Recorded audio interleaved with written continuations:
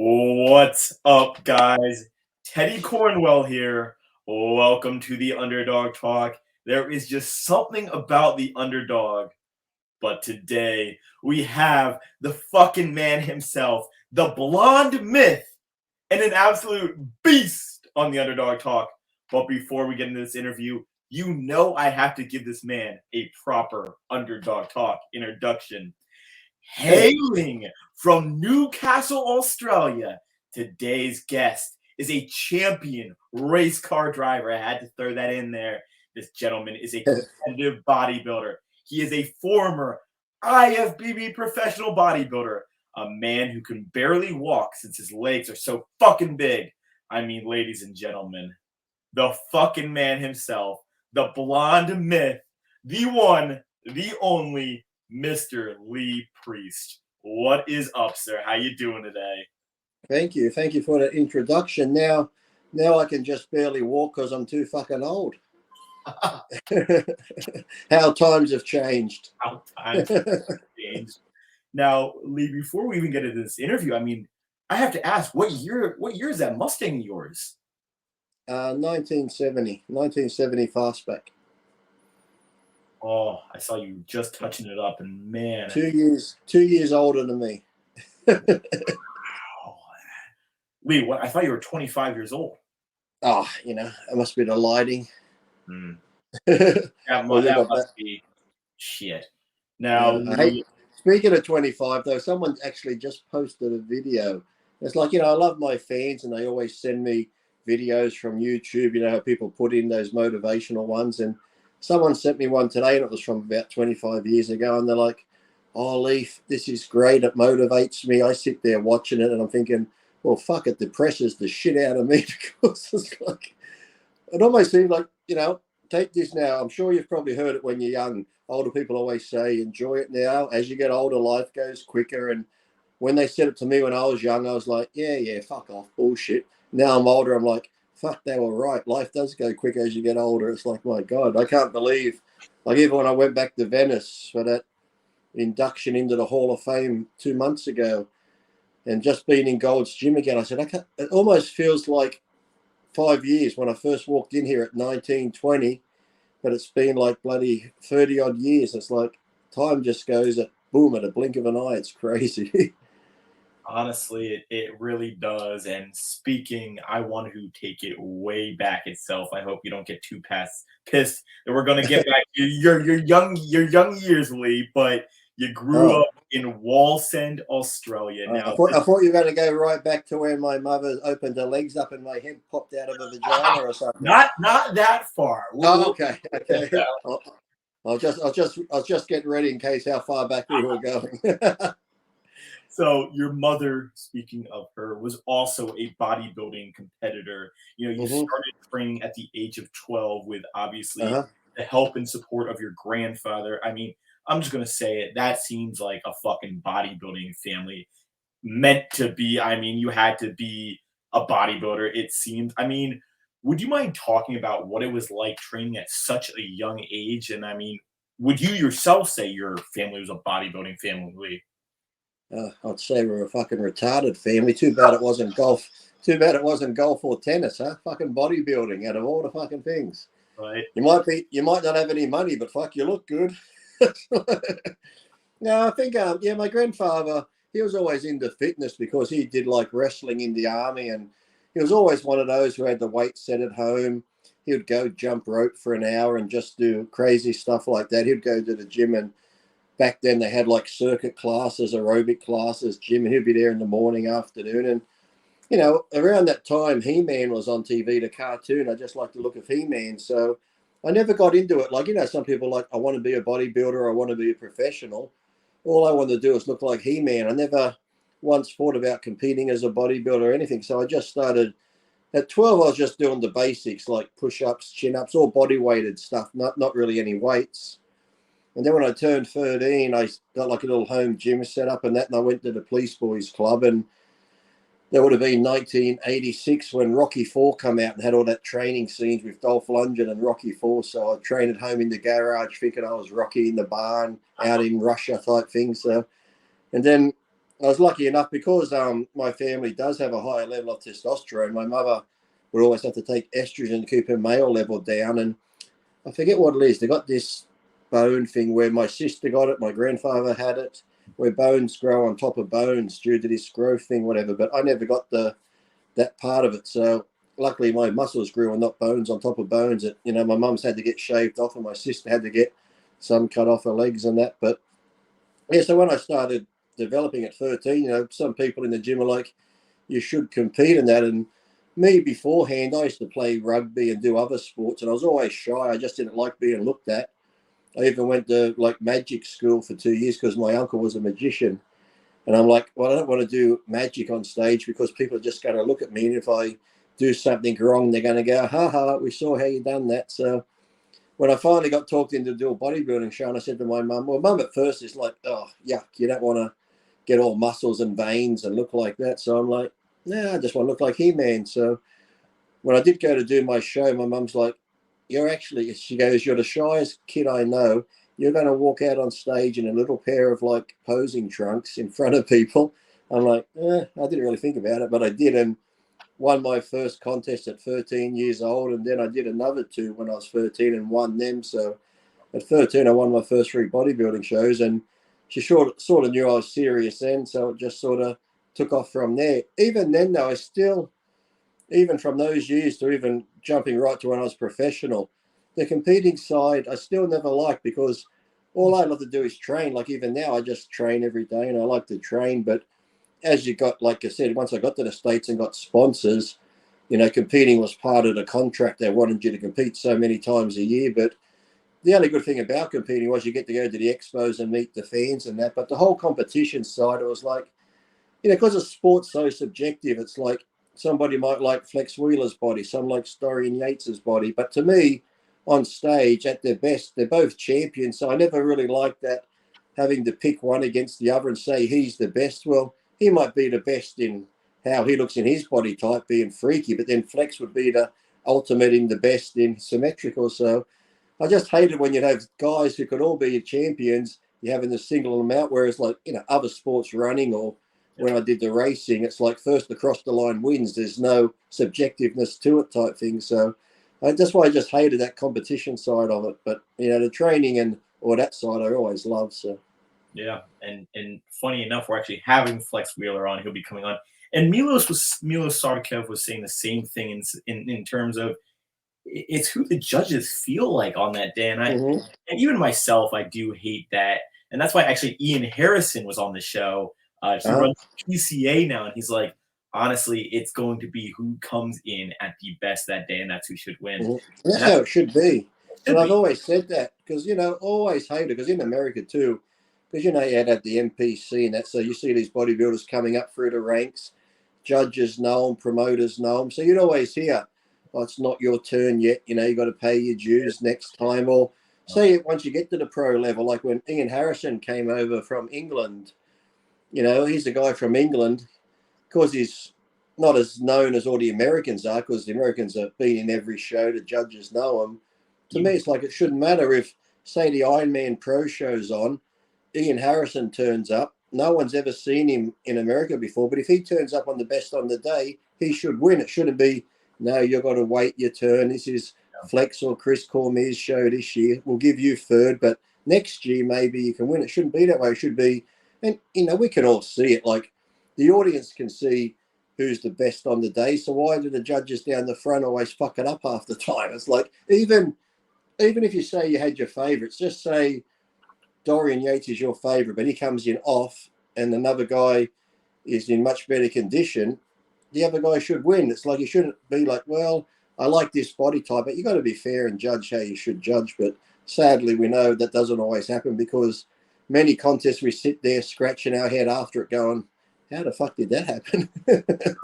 and that's why Ian is with the PCA now because they are And such that's pretty big. That's a big organisation. When I was in the UK, it's really good, really big organisation over there, doing really well. and it's And I think actually Simon Fan too, who used to run the IFBB pro shows over there, or UK BFF. He owns Ultimate Fitness in Birmingham. wow. He's part of the PCA too, I think now, because he actually left the UK BFF when I went over there to do some seminars, and the head of the IFBB in England was threatening all the gyms that if I go to their gym, they'll never be allowed back at the IFBB show, and their competitors wouldn't place well because you're having Lee Priest, who's a suspended athlete, at your gym. And Simon goes, you know what? I put on your pro show, I lose money. He goes, stuff it, I'll do what I want. So, Oh, I fucking love that. Now, I want to look a little more at your fucking career because it was fucking legendary. And actually, it might have been too legendary as, you went on to win numerous other competitions after that mhm. 30-year-old competition at, the IFBB Mr. Australia at 16, 17, 18. I fucking forgot to say 19 as well. The World Championships at 17, where you placed fourth, but at 19, you competed and won the Mr. Australia title. But this is where it fucking gets interesting, folks. You were not allowed to get your pro card in Australia because of your age. Now, do you think that there is too young of an age to get a pro card?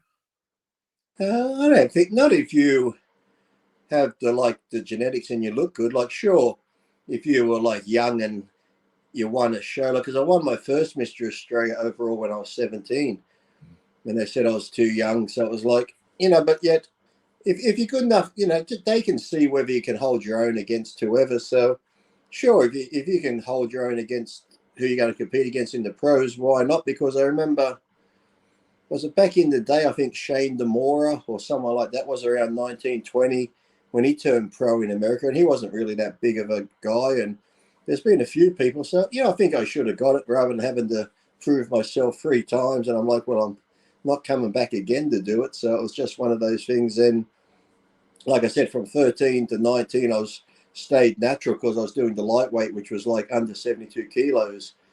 And after the last time at 19 winning, and I'm like, well, fuck this, I'm not coming back again. So I figured they're going to fly me to America to do the amateur Niagara Falls show. And I figured, well, if I'm going to America, the people there are bigger. So I took some Deca for 8 weeks and put on 20 pounds of muscle. That's why people always say, when did you do your first cycle? I said 19. They're like, well, that's young. I said, yeah, but from 13 to 19, I won every show I could without it. Now I'm going to America where, you pretty much everyone was on it.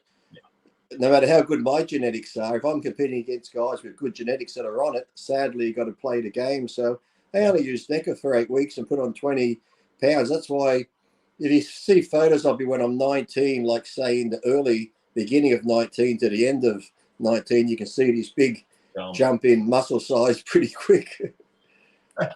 Oh my gosh. And actually, speaking of Ian Harrison, when he was on my show, he said that he was actually the youngest person to ever go pro, which is pretty interesting to me.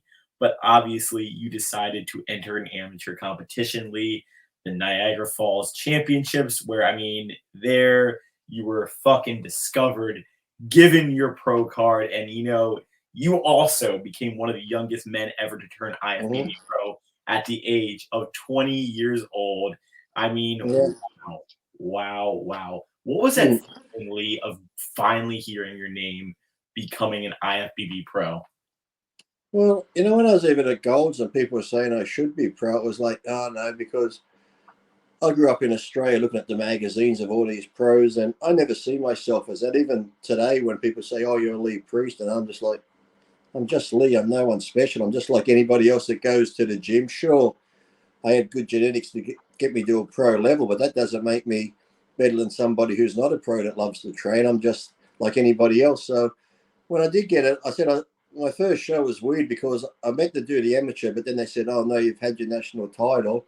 You can get your pro card. So I got it. So when I got on stage there, all I remember was I wasn't even really, when they're doing the call outs, all I remember doing was just standing in line. I'm just looking along the line like, oh, there's Milos and there's David Durf and there's it's almost like the magazines have come to life. Here I am standing in a lineup that I ever only saw in a magazine before. So it's like it'd be like if you followed movie stars and you go to one of those Comic-Con conventions and there they all are. You're like, oh my god, there's Clint Eastwood and there's such and such. It's like it's all these people who you only see in magazines or on TV are suddenly right there in front of you. So here I am standing on stage with them. But Milos I'd met actually in '89 when I was 17. I met him at the Mr. Universe contest in Tucson, Arizona, the AAU Universe. So that was the first time I met Milos, and then we met up again pretty much at Niagara Falls. So. Milos is a class act, a true gentleman too, and I mean, he had a hell of a career. Obviously, a great coach, Mm-hmm. but I want to talk about one of your most elusive opponents when you finally conquered the Ironman Pro. I mean, after 10 years of not getting that first place, coming in second, third in 2006. I mean, that was your fucking yearly as you became the Ironman Pro. I mean, what was that feeling of finally winning, this title, and then the work that went into that? It's funny because I think I got like I said I had a couple of thirds, but I think in total I had like at least 5 runner-ups at the Ironman. So Oh, when I was being interviewed, I think there's a video of it the day before, and Lonnie's like, "How you going to do tomorrow, Lee?" And then I'm like, second," and stuff like that. And I think on the video too, when they announced me in first place, I'm always like, "Are you sure? Just check it again," because I got second every other time. I was just joking around saying, "Are you sure it's mine?" Then when they give me the thing, I'm like, "Oh, yeah, it's got my name on it, so okay, I'll take it." So yeah, it was good to finally get it. But that's the thing with me, though. People always, I get those trolls online who are like, if I make a comment about somebody, let's just say like last time when Rami won the Olympia and Brandon was second, I make a comment like, look, I respect Rami and that. I get on good with Rami, but I preferred Brandon's physique. And then you get the trolls. You're just jealous because you never won the Olympia, you midget. Shut the fuck up. It's like, wait a minute. It's like, see, in this sport, you get people who are out of touch with reality. I've always been in touch with reality. I knew I'd never win the Olympia. So to me, that's why when I used to do those videos, Battle for the Olympia, and as they're being filmed, I'd joke around saying, "Oh, don't talk to me. I'm training for 8th place or something," because I knew I was never going to win it. And my mindset was back then, the top 10 qualified you for the following year. So I always aim for 10th place. So if I got 10th place, I'm happy. Anything above that, I think I got top 6 3 times. I got a 5th once, but then they changed the placing after it. So these people that go, "Oh, you never won the Olympia," it's like, I didn't care. It's like, even when I'd get second, Chris or Flex or somebody, or when I won the San Francisco and beat Chris and Dexter was third, and that, it's like, anytime I placed in the top 3 or 4 or 5 of an open, to me, because, being the shorter bodybuilder, we didn't have a 212 class. To me, that was as good as a win competing against who I was competing against. I was beating Marcus Rule and all these guys who outweighed me 60, 70 pounds. So, I had fun. So these people who try and think they're putting me down saying you never won the Olympia, I'm like, I don't care. I was on the Olympia stage many times and held my own. So I was like, what have you ever done? And I always get back at them. I'm like, well, that's funny. I said, I've watched all these Olympia videos. I've never seen you on any of them. So, half the time it's always from an account that's private, so you can't see. you can't get a good roast back to them. And I mean, I think one thing that speaks to your legacy and being one of the best to ever step on the stage is the word consistency to me. I mean, you're constantly up there as one of the best to ever do it. And when you're on stage, you are a threat to beat, sir. And I mean, there really is ultimately there's no one. Consistency is what I see as being one of the top bodybuilders. We see it in Mm-hmm. Sean Ray. We see it in all these legends who haven't Yeah. necessarily won it, but it's the consistency, and that's the Well, hard like I part. said, Dexter was lucky enough to win it once, but yeah, when you look at like Sean Ray, Dexter was always consistent. There's a lot of guys out there. If you just keep coming in consistent, you can do pretty well. Whereas, for some reason, the bigger guys, whether they try and play the size game too much and they're hit and miss, even like as good as Rami is, sometimes you still wonder, is he going to nail it again, or is he going to be that little bit off? Whereas back then, there were certain guys, no matter what show they went in, this guy's going to be in shape every show. So it's like, I think Sean should have won it, but that's just you know. me.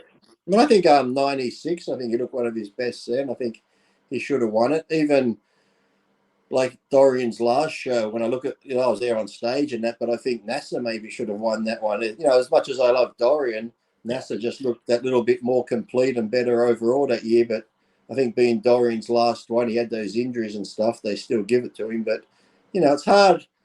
Look, I know it's always hard to beat a Mr. Olympia, but if a Mr. Olympia is a little bit off, it shouldn't be like okay, he's Mr. Olympia, let's just give it to him again. It should be like, no, you don't deserve it today. So, And obviously Dorian and me were talking. Dorian will probably be coming on soon, and that's no knock against Dorian. Obviously, Dorian, you know, a legend. That's all I can say. Mhm. But again, I think it should have been more of an equal playing field where, okay, we do have a competitor who now can give Dorian a chance and a run for his money. I don't think it should have been just a all Mhm. right, Dorian. I think it should have been really a closer look. But Mhm. obviously, And you those know, lineups are good back then because that Olympia we had Dorian win it, Nasser was second, I think Sean was third, Dillette was fourth, I was fifth, and Kevin was sixth. But then you got to remember after the show, they moved Kevin from sixth to fourth, Dillette went from fourth to fifth, and I went from fifth to sixth. And like I said, there's a lot of lineups I look at, and it's just so funny because I always joke around going, I was the only white guy in the lineup every year. I was the token white kid because it was either Chris, Dillette, Flex Wheeler, somebody else, and then me. I'm the token white guy then. So it was like, I should have done reverse racism back in the day, but we always had fun up there. And like I said, there's always big names and Kevin and that, and nothing against the shows today, but I think back then guys competed a lot more. A lot of those even smaller shows had the big names in them, the Ironman, the San Francisco, and whether it is now, people always say, well, why don't guys compete more today? And I'm sick of hearing, oh, it's because of the drugs and all the drugs they're taking and they do it. But I'm thinking, okay, let's just say it's drugs. It's like, yes, get ready for a contest, you use certain supplements. Some go way too far and use too many. But then it's like, but at least if you're getting ready for a show, you're doing cardio, you're eating clean food, you probably dropped 50, 60 pounds. So if you're eating clean, doing cardio, you're 50, 60 pounds lighter and you're using gear. Okay, so what's worse? Now let's go off season. They're doing no cardio. They're 80 pounds heavier, sitting on a couch, pumping the same gear in. I think that's a lot more unhealthy than actually competing. I totally agree. And I think Milos was saying the same things along in that line. Like, if you do it correct, it could be, beneficial. And obviously for the Mhm. sport, like you said earlier, to compete, you got to compete. I mean, Mhm. that's really what it comes down to. Now, Lee, I want to look at what do you think of this upcoming 2022 Mr. O that's going to happen in December? I mean, who do you see as being the big name to beat? Is it still Big Ramy, or do you see anyone else really coming up in those ranks? Well, if Rami comes in like he did at the night show at the last one, or a little bit better, he's going to be hard to beat for sure. But like I said, if he just slips a little bit, there's Nick Walker coming up. No. You got Andrew Jack. Okay, he might not win it, but he could be a threat for the top five. There's so many. Like you even got Hardy there, but Yep. sadly, I think. But even Bonac has put on a lot more size this year too. So you can't really. This year, the thing I like about it this year is you can't really. Where sometimes before when Ronnie was in it, it was like, fuck, Ronnie's winning, let's work out second to third. This year, because Rami has never been consistent, yes, he can still win it, but then or maybe he might come in that little bit off, and then somebody else can slip in. Hardy, as good as he is too. I don't like saying old guard and that because some older bodybuilders can still look good. Just look at Kamal and that. So Yeah. He's like I 50. think I think if everyone turns up in top shape, it's going to be a great show. Then it's going to, like you said, come down to who the judges like. But, with Ian, Andrew Jack, Nick Walker, Hunter and Labrada. even Antoine looked great at his last show, Hunter Labrada. There's so many new guard too that's coming in. And sometimes, sadly, even if somebody like Hardy or Bonac come in looking great, because they've been there a lot longer, I think the judges are looking at new faces type thing. And if somebody like the new faces come in that good, I think that can give them a little bit of a boost up type thing. So it's going to be hard. Like, I hate making predictions, but I just hope if everyone comes in their top shape, and they can't leave out Brandon either because, if he nails it again, there's another one. So that's why I think it makes it exciting. If anyone can say who's going to win, because like I said, you can't even really say Rami is. As much as I'd love to see him win it again, like we've said, he's either been on or off for a bit here, a bit there. So I think that's what makes it exciting this year because, the door's open for whoever nails it 100%. it could even be someone we're not even really thinking of. There's all of a sudden you go, oh, holy shit, we didn't see that coming. So we're still forgetting that there's still such a deep class in there with Blessings, Regan Grimes, Derek Lunsford might be going. And we still got a few qualifiers too to go, and we're still like, you know, on that. If you follow the circles on Telegram. Yeah. Well, you know, with the circles there, everyone should follow the Telegram app and get it, because on there you got Flex Lewis, myself, James Hollingshead, you got Evan, you got Guy Sistanino, Chris Tuttle, you got Antoine, you got Juji, you got Frank McGrath, and it's like I said, it's just like a lineup. A text conversation where we talk about anything, training, sex, we talk about food, we just bag on each other. But yet, if you follow along, you can write to us and have conversations back and forth. So anyone who follows along, if I put up a video, you can write to me and I can comment back to you, and or to Flex Lewis or anyone on there. So it's just called Centre Parney Circles on Telegram app, and it's a lot of fun. We go on there and just talk to people and stuff. But yeah, with James, because James has been on there a bit and showing his photos and that. And, you know, when James, like I said, he didn't have a good showing last year, and he knew where he messed up by not coming in full. But some of James's latest pictures lately, it's like, you know, if he keeps that mass and comes in shredded and qualifies, there's another guy who, in great condition, could push for a top 6 spot. And it's like I said, a lot of these guys who are pushing into the top 6, if the regulars who are in there are a little bit off, then they can be pushed out and others can be moved in. So, you know, I think that's what's going to make it exciting. Wherever, like I said before, there's nothing worse when you go, oh, he's going to win again. It's like, it takes that excitement out of it. It's like when I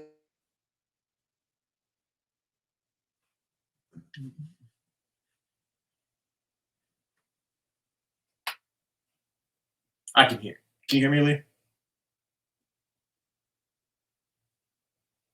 I can't hear you. There we go. I'm back. Someone tried phone calling, so they must mute me when it happens. Yeah, but it's like when I used to watch the racing years ago before Schumacher retired or had the injuries and stuff. It's like every time Schumacher was in an F1 race, you pretty much like, well, he's going to win it again. And then there's nothing worse when there's like 4 or 5 races of the season to go, but he's got enough points that he's already the world champion. And it's like, takes the fun out of it. The excitement's gone. So I think the Olympics going to be good for that reason, knowing that, yes, Rami could three-peat again, but then if he's not on, anyone could win. So that's what I'm enjoying about it this time. So it's not like a solid, yes, he's going to do it. We really don't know to the day. So. Yeah, and I mean, Sean and Dennis were all saying that this could be, you know, one of the best Olympias that we might be able to see in a while. I think that the door is open. You know, there's so many people. Even, I mean, Regan Grimes obviously is coached by the legend himself. I mean, every one of these guys has something that they bring in. They could win it. And that's what I mean too. Like, say you get like let's just say the last call out is something like a Rami and a Nick Walker and a whoever, but there's 6 guys, and if they're all at their best and you can't pick it, then it just makes it exciting, because generally not everyone's at their best, and you can go, okay, first, second, and then the rest, third, fourth. But if everyone's standing there in their best condition ever, and you're like, well, shit, this is like a coin toss on who the judges want, I think that just makes it exciting going into the night show, because nobody really knows until the placings are called out if it's that close. So. Yeah, and I think my sleeper, and actually Dennis Wolf's big sleeper, is Andrew Jack, who will be coming. He is confirmed on this show. I'm really excited to talk with him, because Dennis goes, honestly, for first time in a while, I'm excited again for bodybuilding. Yeah.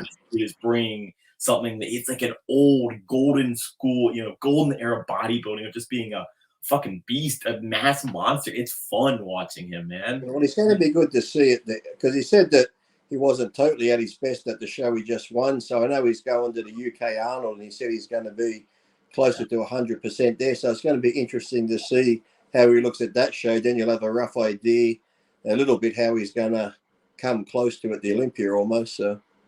Wow. And I mean, I thought he was 100% at the Texas Pro, because, I mean, obviously we had Steve on, but, you know, there was really no one close to him, to be perfectly honest. I hate to say it. I love Steve, but Andrew Jack was just a man on his own.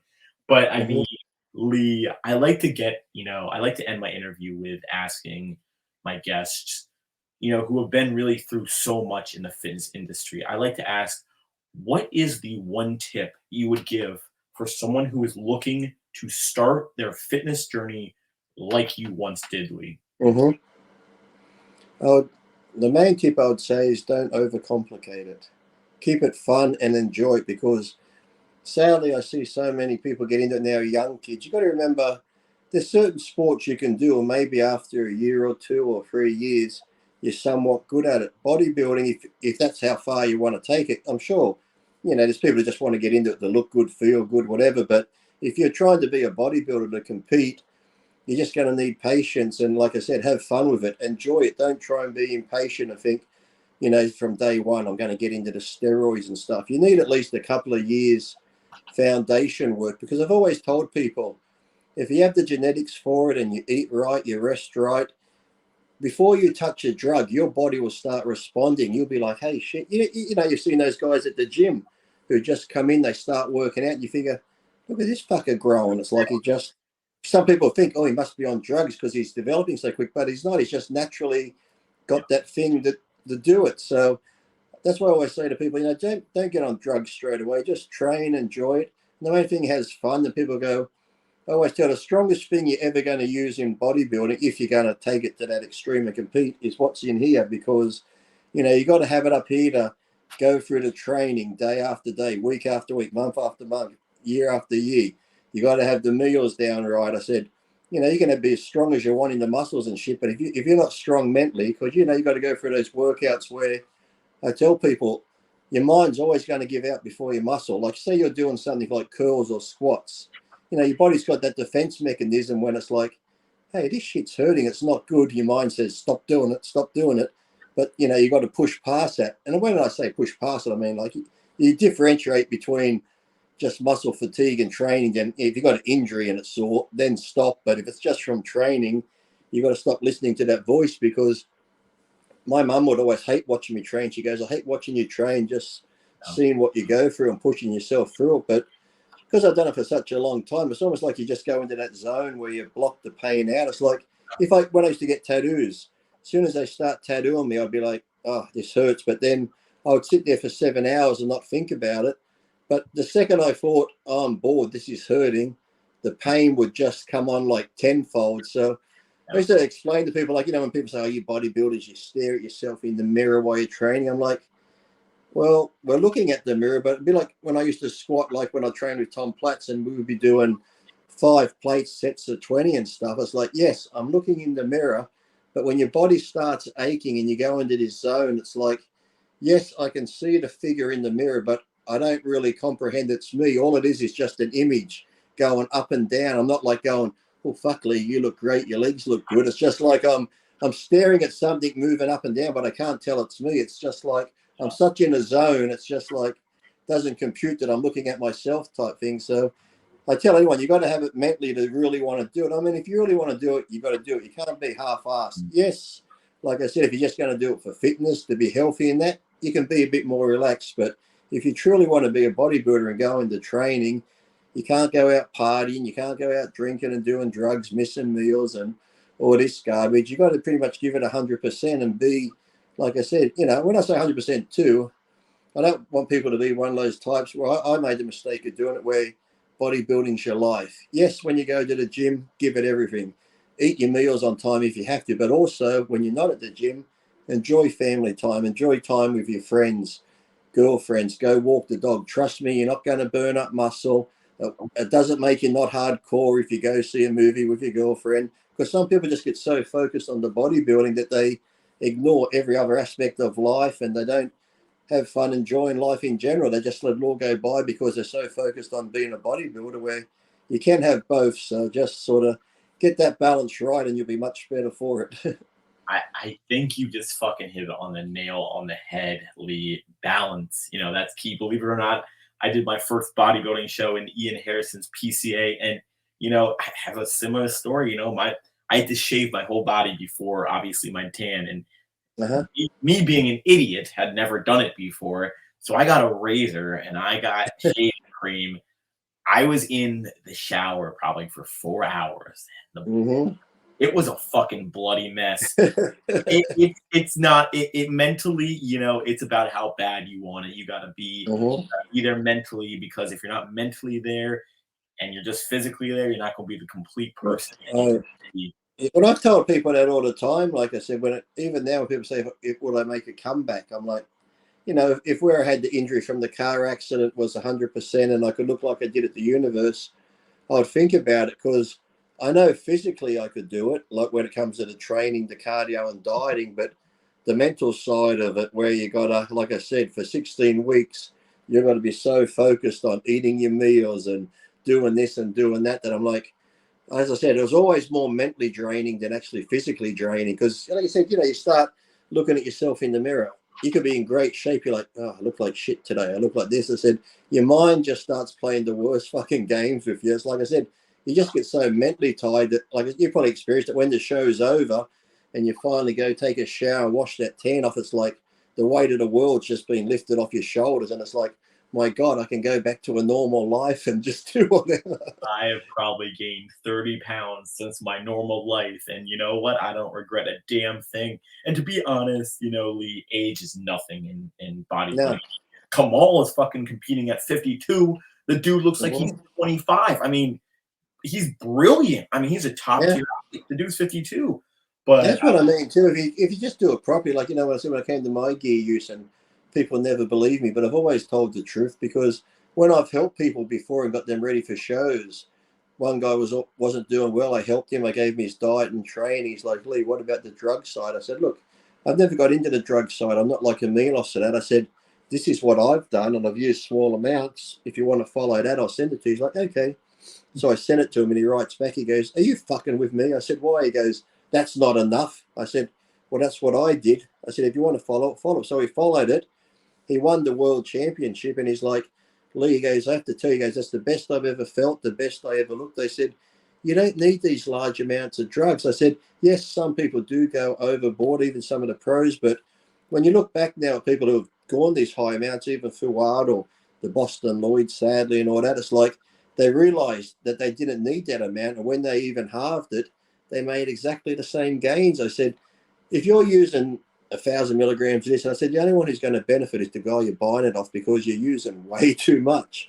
But yet young kids in their mind think more is better. And that's why when I did a seminar, even in England, and someone said, Lee, what's the most test you used? I said, well, cypionate, I don't go over 400.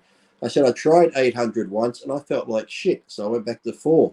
So I asked this young kid, what are you taking? He's like, I take 2,000 milligrams a week. I'm just like, huh? And then another guy was taking 5. So I know what they're thinking. They're thinking, I'm taking 2,000 milligrams and I look like this. Lee's taking 4 and he's bigger than me. He's fucking lying. He's got to be on at least 10. But it doesn't work that way. But yet, like I said, the internet's a good thing, but it's also a bad thing because half the shit we see on there, I've read cycles that I've meant to have taken, and I've argued with people when I say I take this.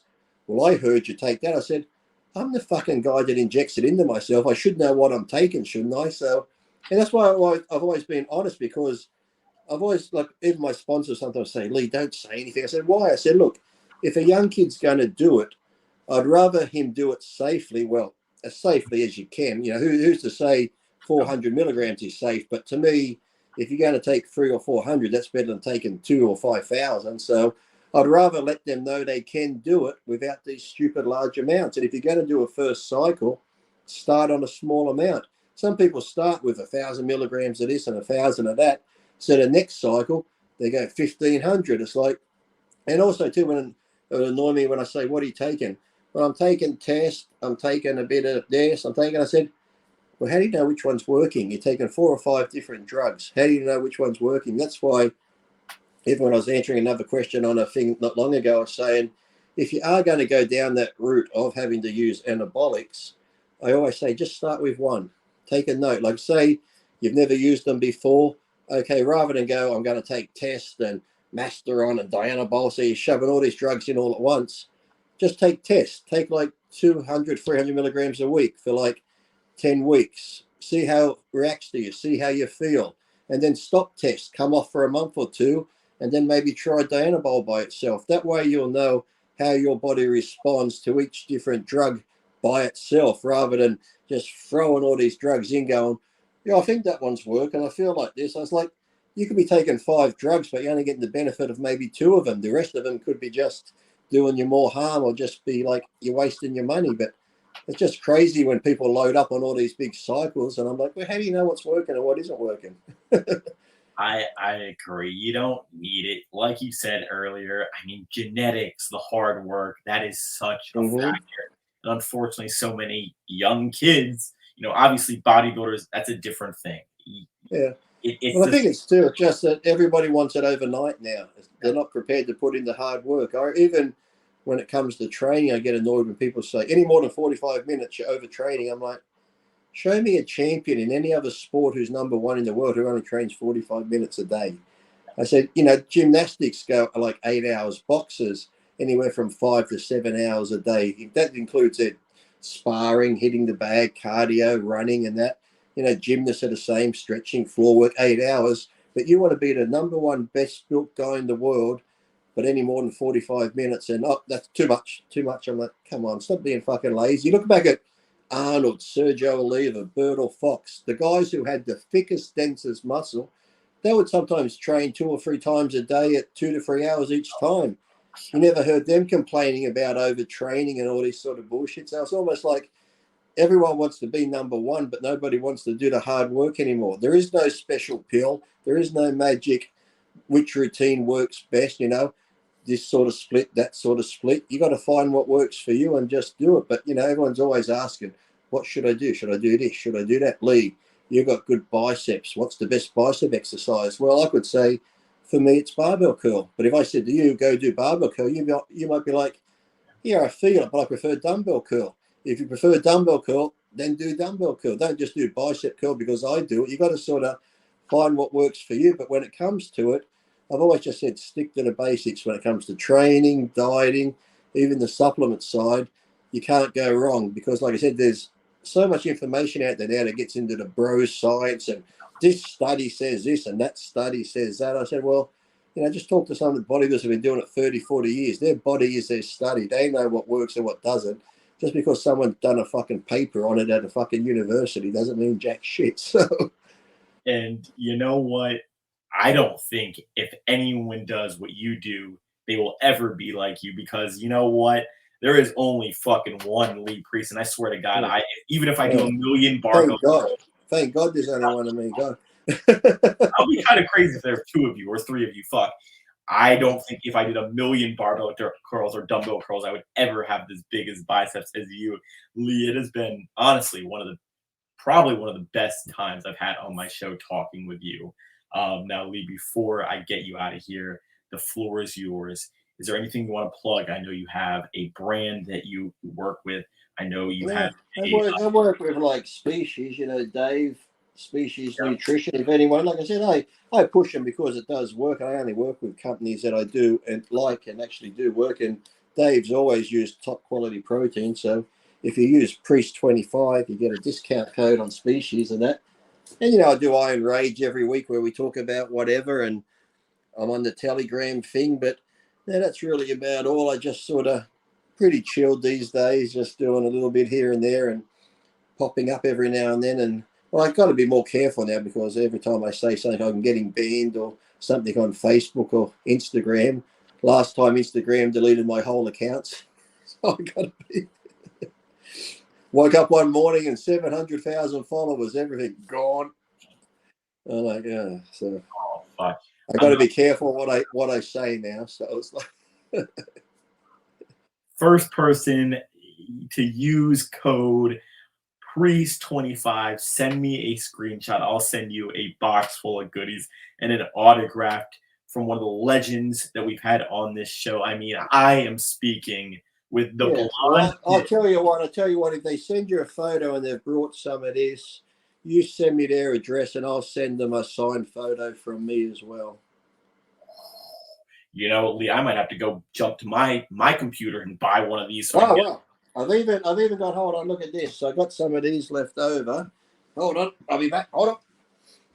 I'm just moving around here. I have a few different sizes left in these, so if people go and do buy species, I have a couple.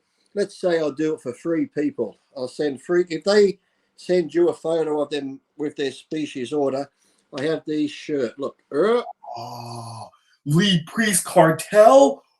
Oh, Look at that. So if guys. you send me 3 people who have ordered the species and that, I'll send them a photo and a t-shirt.